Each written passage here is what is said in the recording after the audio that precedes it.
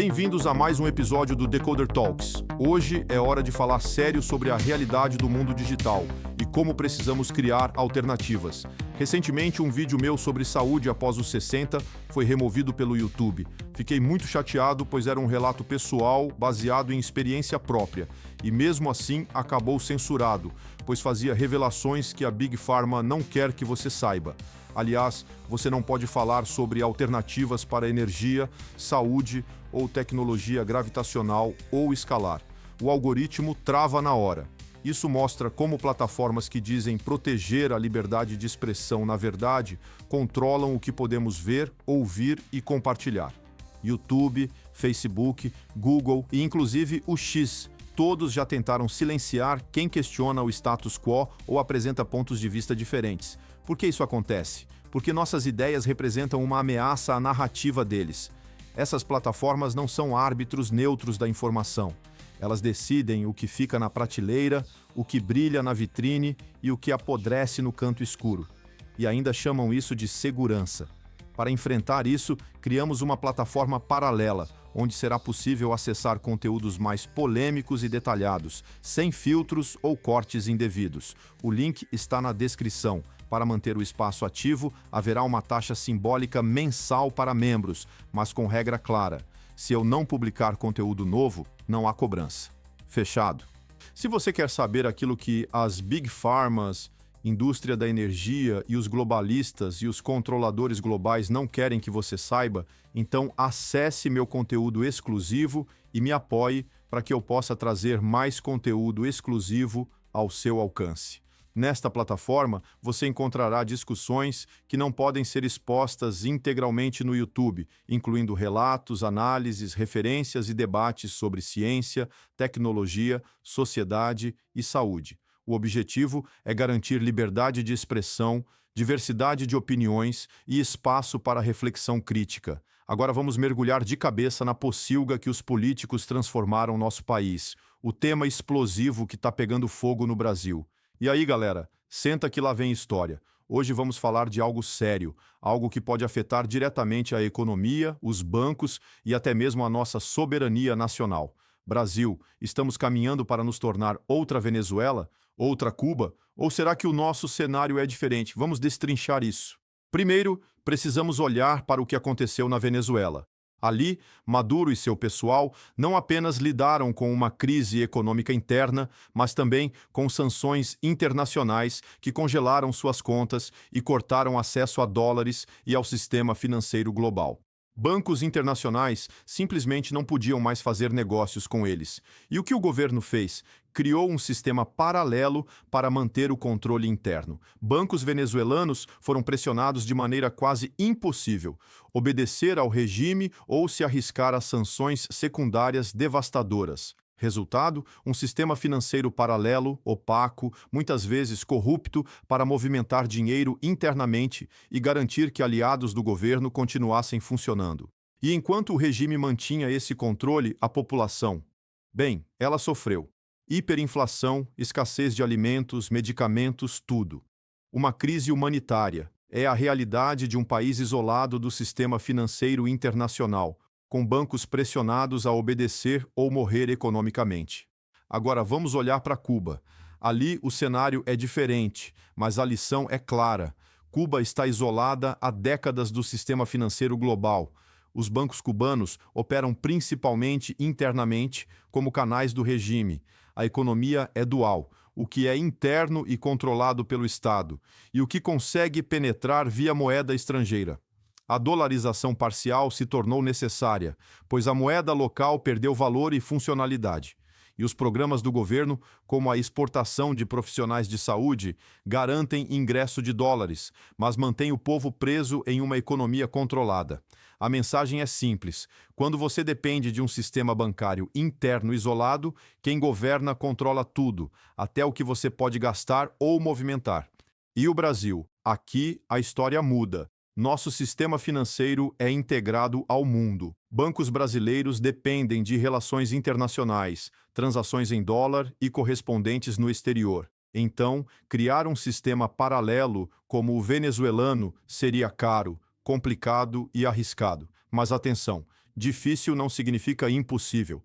Recentemente, figuras políticas brasileiras foram sancionadas sob a Lei Magnitsky dos Estados Unidos, que visa punir corrupção e violação de direitos humanos. Alexandre de Moraes, por exemplo, entrou nessa lista, e isso colocou os bancos brasileiros em uma posição delicada: obedecer às sanções internacionais ou acatar ordens da justiça brasileira.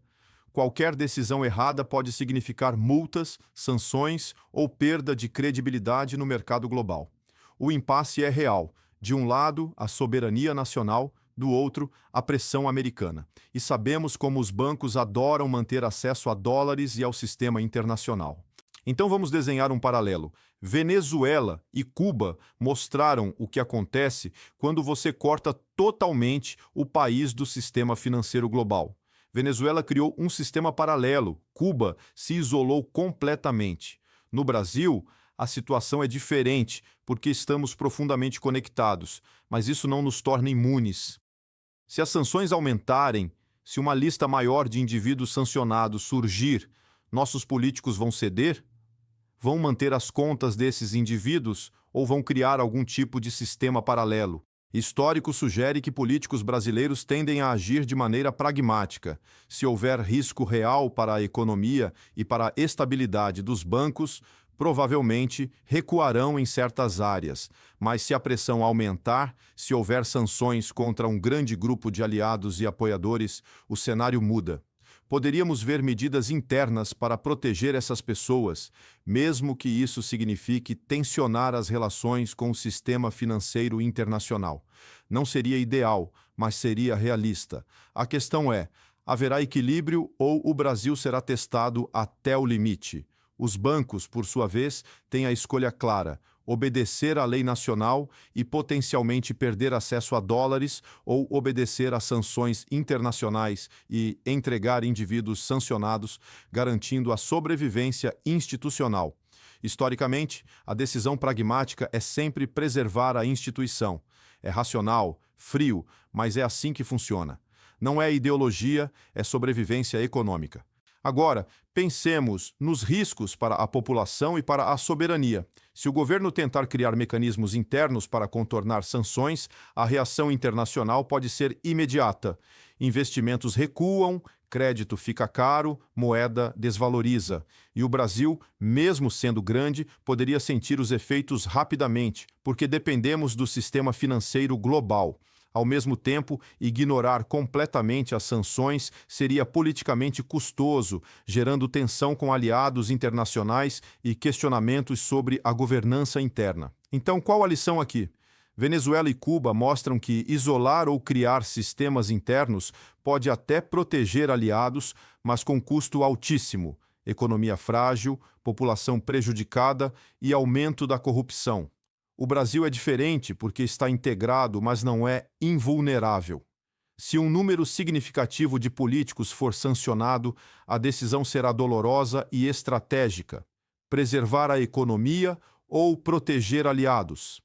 Creio que haverá um ponto de ruptura. Afinal, quantos mais canalhas sancionados, maior fica a vontade coletiva de manter os privilégios, e o custo de afundar a economia brasileira não vai importar para quem já perdeu visto e cartão de crédito. Quem vai vencer esta guerra?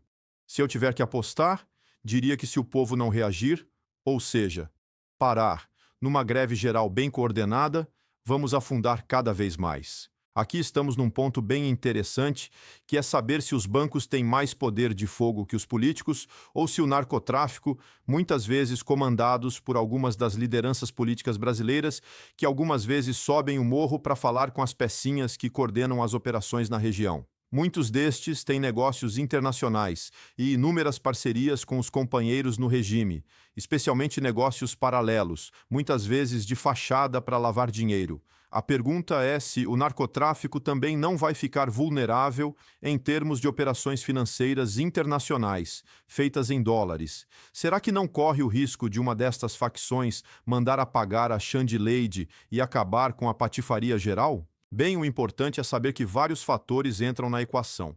O que se observa atualmente é que o poder continua na toga de Xande-Leide. Apesar das rupturas no Supremo, parece que o Careca ainda tem o bastão de mando e algumas cartas na manga. Se ele for cair, vai jogar merda no ventilador. Então, o sistema tem que arrumar uma saída elegante para Chandileide, mesmo porque Chandileide já tinha expressado seu desejo de ser presidente. Isso o colocaria em condição de implantar definitivamente o regime. É uma possibilidade remota para 2026 e creio que as coisas vão mudar muito até 2000 e 2030. E não vamos nos enganar. A história recente sugere que os políticos brasileiros priorizam interesses imediatos e pragmáticos, mas não hesitam em criar soluções alternativas se necessário. A criação de um sistema financeiro paralelo, como na Venezuela, não é impossível. Seria um teste de soberania e de criatividade institucional. O risco real é ver nossa soberania financeira testada e nossas instituições forçadas a decisões angustiantes, sob a pressão da hegemonia financeira americana. Então, galera, a pergunta final: estamos preparados para esse choque? Ou vamos simplesmente reagir conforme o sistema nos empurra? Venezuela e Cuba já mostraram o caminho. E o Brasil, mesmo diferente, está diante de um teste que pode definir a maneira como lidamos com sanções, bancos e soberania nos próximos anos. E acreditem, não é um jogo de banco ou política de meia-boca. É o futuro econômico e financeiro do país que está em jogo. Agora, deixa eu soltar o verbo no Alexandre Rocha Santos Padilha, ministro da Saúde no regime stalináceo, esse hipócrita. O canalha tá choramingando porque a filha perdeu o passaporte americano por causa das sanções.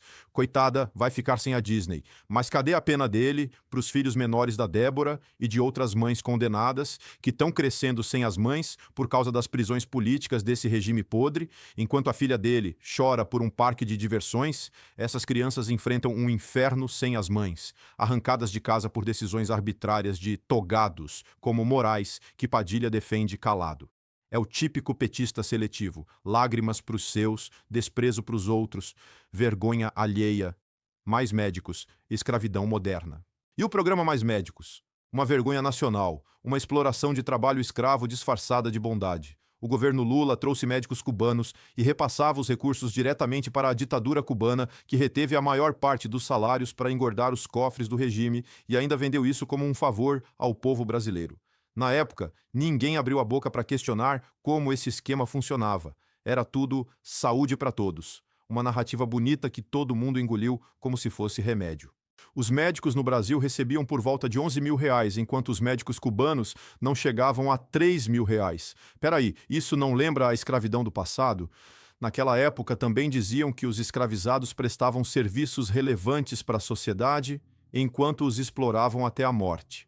Assim mesmo, os pobres cubanos tinham que pagar suas contas aqui e ainda tentavam mandar algum dinheiro para os familiares em Cuba, que vivem numa democracia esplendorosa, invejável, e que o regime do molusco e da toga tenta tão efusivamente alcançar, preservando a tal da soberania nacional que não alimenta o povo. O Mais Médicos foi a mesma coisa em versão anos 2000. Cuba lucrou bilhões. Os médicos foram tratados como reféns e o povo brasileiro ficou com um sistema de saúde capenga. Quem comprou essa ideia na época tá com a cara no chão agora. E o regime que bancou essa palhaçada quer que a gente engula mais mentiras. Eu quero que o Padilha e a gangue de criminosos do regime se estrepem. Aliás, devia logo tomarem Magnitsky, todos eles. O paralelo com a escravidão é óbvio e cruel. Assim como na escravidão, o Mais Médicos usou a retórica de benefício social para justificar um sistema imundo. Os escravizados construíram o Brasil com sangue e suor, e os cubanos foram explorados para sustentar um regime opressor, enquanto o PT batia no peito de solidário. Ninguém questionou na época porque a narrativa era conveniente, igual aos senhores de engenho que vendiam a ideia de que os escravos eram necessários. Hoje, com as sanções expostas, vemos a verdade. Foi um esquema de escravidão moderna e os recursos roubados de Cuba mancham as mãos de quem defendeu isso.